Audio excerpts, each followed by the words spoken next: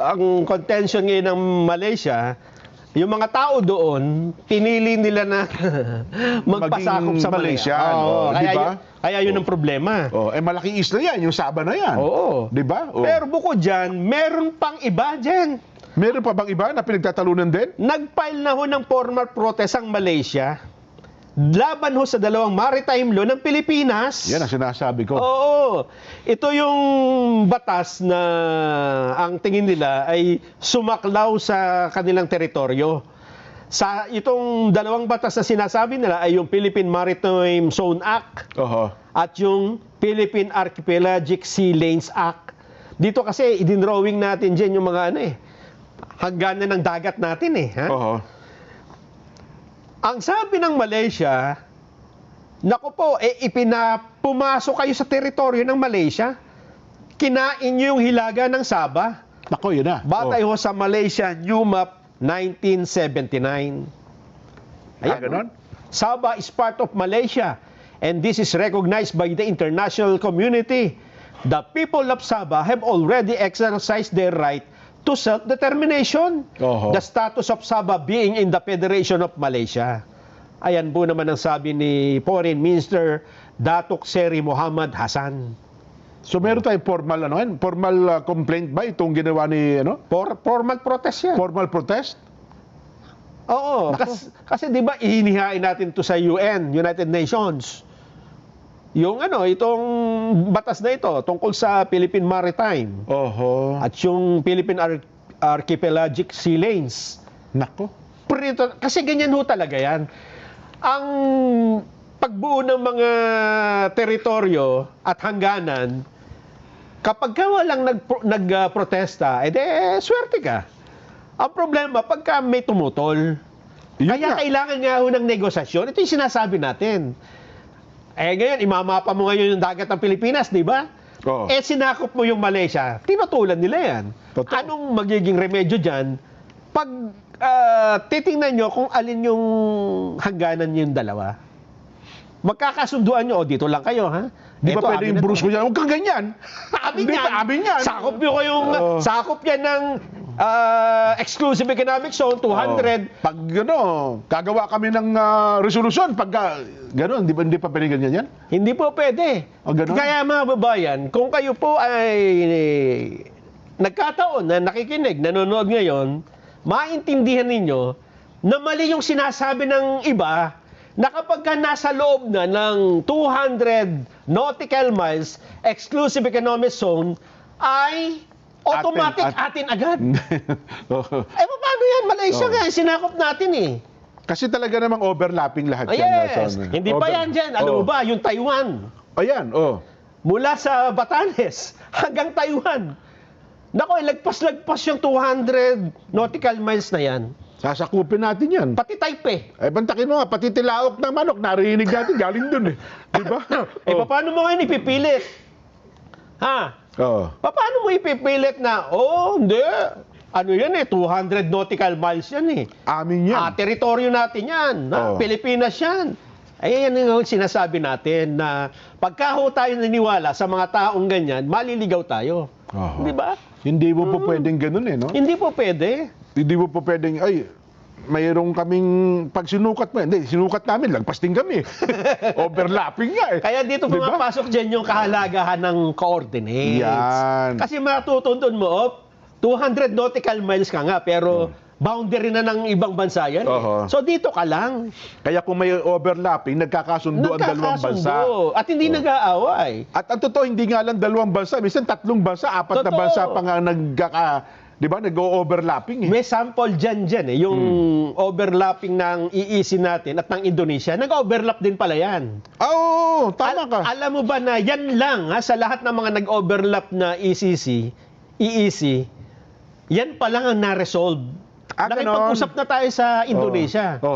Pero alam mo ba kung ilang taon bago yan natapos? Bago nagkasundo yung dalawa? Nagkasundo. 20 years. Matagal pala, no? Paano naman magiging madali kung hindi pa kayo nag-uusap, nag-aaway na kayo? Sabi nila, hindi, kasi binobomba yung ano natin, inaapi yung mga Coast Guard natin, inaapi yung mga tauhan natin, yung mga mangingisda natin, inaapi, kaya ang gusto natin, gumanti na rin tayo ng marahas. Nako, Yun ang- maling-mali yun. Oho. Kasi hindi nga mare-resolve yung issue. Oho. Kasi alam nyo kung ba't nagbobombahan? Bakit nagtutubigan? Kasi hindi nyo malinaw kung hanggang saan kayo eh. Ang akala nung nambobomba, pumapasok kayo sa teritoryo nila. Kasi kiniklaim naman talaga nila yun. Eh, tayo naman, hindi, teritoryo natin ito. Paano mare-resolve ba yan? Bobombahin mo? O makikipag-away ka na lang? Gagamit ka ng karikature ng kung ano-ano? Hindi. Umupo kayo, pag-usapan nyo, teka, ba't ka kayo ng bobomba? Amin na ito eh. Ay, hindi, amin yan eh. Ayun. Hindi, pagkasunduan nyo. Malimit dyan yung sa may Scarborough Stall tsaka yung Baho de Masinloc, di ba? Eh kasi nga naman, Scarborough, may... Nasa loob ng ECC. Nasa loob ng EEC natin. EEC. Eh, problema, Sila nakaupo. occupied ng ano. nila. Oo. So dahil occupied nila, meron silang 12 nautical miles territorial water, Oo. territorial sea. Oho. Eh, paano yun? Mag-ataway nga, mag-aaway. At ang ganyang sitwasyon, Nelson, ito mga kababayan, hindi lang po sa Pilipinas nangyayari. Hindi yan. lang. Sa iba't ibang mga bansa sa buong mundo, ganyan din po Ganyan sitwasyon. din. Pero paano re-resolvehin? Oo. Una, siyempre, mag-uusap. Mag-uusap. Oo. Pangalawa, kaya yung mag-usap, mag-gera nga kayo. Di ba? Pero bawal pala yan eh. Yun palang narinig ko yung Gulf of Mexico. Oo. Ang gusto pala ni President Trump, baguhin na yan. Anong gagawin? Gulf of America, America daw pala. na rin, Oo. Ayun, sabi niya, hindi ka papayag. Na yan ay Gulf of Mexico. Kasi, although, yung Gulf of Mexico, bagamat tinawag na Gulf of Mexico, hindi naman talaga kabuuan pag-aari ng Mexico. Kaya ang gusto ni President Trump, gawin natin yan, Gulf of America. Ganun ba? Sabi nung Mexico, Ano teka? sabi ng Mexicans? Ay, naghahasa ng labahe. Naghahasa ng labahe. Sige, tuloy mo yan. Di ba? Yung South China Sea na napakalawak po. Hindi naman yan lahat pag-aari ng China. China, hindi. Oo. At saka, ang nagpangalan pala dyan ng South China Sea, mga Oo. European Voyager. Ganun Yung mga gumagawa ba? ng mapa. Oo. In reference sa China, South nga ng China eh. Oho. Pero yun nga, hindi ibig sabihin na ni-reference nila yung China sa pagpapangalan ng dagat, puro sa China yon. Oho. Yan din yung point ni Senador Marcoleta dyan. Hindi dahil sa hindi mo isasakupin ng West Philippine Sea, yung Kalayaan Island Group, hindi na sa atin yon. Di ba? Kaya lang ang complication, dun sa mga batas na ginawa, ang West Philippine Sea, sakop niya yung Kalayaan Island Group. Yan. Yun ang complication kasi hindi nga siya pinapayagan. Kasi may mamamayanan talaga tayo doon. At kinilala na yun ng ating mga batas. Di ba? Pero para isama mo siya sa West Philippine Sea, parang mahihirapan. Oho. Kasi wala siyang buong dagat na papalibot doon dahil ayon ho sa arbitral ruling, hindi mo pwedeng igrupo yung magkakahiwalay na Oo. lupa doon. At ayun, tama. Kung yung lupa, kasi mga features na iba-iba, no? May island, may iba batuhan, iba naman kung ano-ano.